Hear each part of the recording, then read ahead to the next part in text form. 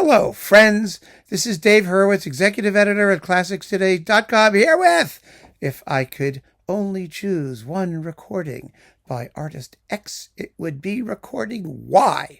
And in this particular case, I am fulfilling a request. Someone asked that we do this for E-Power BIGGS, which sounded like fun. The interesting thing about E-Power BIGGS is that so much of his work hasn't appeared on CD at all.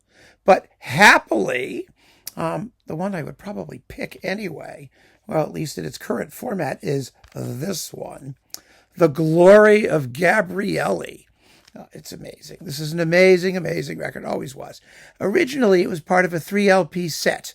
And this great performances edition on Sony Classical takes a lot of the best bits from those 3 discs. Actually, 28 tracks and 72 minutes of music, which is more than sufficient in my view, but it's really splendid. You get a mixture of things, and that's why I really like this. First of all, the whole project was BIGGS' idea. He was traveling around. You've seen, we reviewed his set of historic European organs, and this was part of that impulse to try and hear great organ music on the instruments for which they were intended, in the spaces for which they were intended, because when you're dealing especially with organ repertoire, the acoustic is part of the music. And Gabrieli's music was written for San Marco in Venice. And, well, getting to Venice and doing San Marco in San Marco was really a crazy project. And they did it. They did it in 1967. And what they did was, and this was BIGGS pushing like crazy and Sony going along with them. I can't imagine a record label doing that today. I really can't.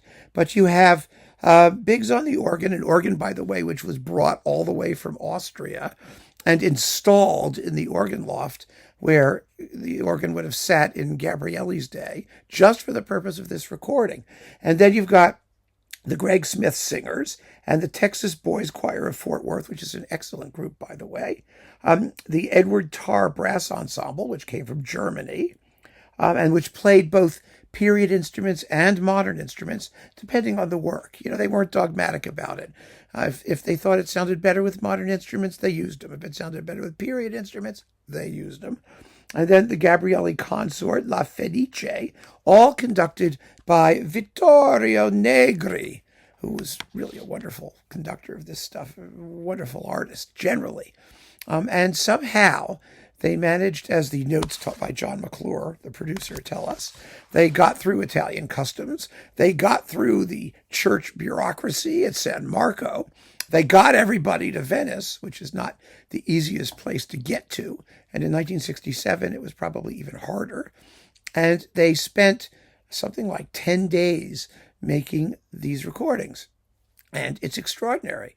It's absolutely extraordinary. Now, of course, there are period instrument people, and since then people have said, well, they're not periody enough, or, the 6-second reverberation makes the tempos too slow. Well, it is what it is. It was written for that room, and for that space, so you can't really bitch about the tempos particularly.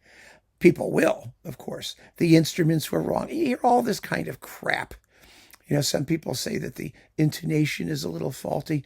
Well, intonation is always going to be a little faulty, especially in the 1600s when they didn't have any way to really tune everything properly. And everybody is like miles away from everybody else. And the pitch actually changes depending on how far you are from whichever group you're taking your pitch from. And so, yeah, you're going to hear roughness. Let's put it that way. A little roughness of execution. Just a little. Not a lot, frankly. The execution is pretty damn amazing, and the sonics are gorgeous. They managed to create a glorious acoustic experience in that space, and the performances, I think, are marvelous. What you get is a combination of organ solos, intonations for organ on the various tones, as they call them, the various scales, in which, BIGGS does magnificently, and a couple improvisations and things like that. You get 3 mass movements, some famous choir bits. The first big multi-choral number is Plaudate, Plaudate. Let me see, I can read this thing. Yeah, plaudate, salite, jubilati deo, omnis terra. Yeah, whatever it is. Oh, it's magnificent. It's just extraordinary. You get the brass canzones in 10 parts, in 12 parts. You get polychoral extravaganzas in 8 parts. You have what are the other really great ones? Well, Hodie Christus Natus Est is really kind of fabulous. The 3 mass movements have some nice creaky countertenors, which even here doesn't bother me. It just adds to the historical aspect of it, I guess. The final Regina Celli Letare. Oh, goodness gracious. I mean, it's hard to talk about how fabulous all this stuff is. Just a wonderful assortment of music written for San Marco, gloriously played on the organ, where the organ is solo, gloriously supported by the organ, where the organ accompanies, magnificently sung and screeched, and the way everybody does everything. It's fabulous. It's one of the great records of anything, and E-Power Biggs was the motive force behind it. And it's a disc which I think displays him in all of his musicianship, I think, at its fullest, because he got the project going. He's the soloist where he's the soloist.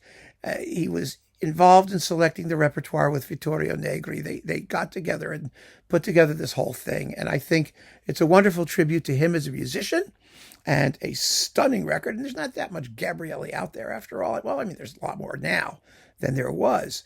But this was such a discovery in the 1960s. And it remains 100% interpretively valid and glorious today. And that's what really matters. So keep on listening, friends. Thanks for joining me. Take care.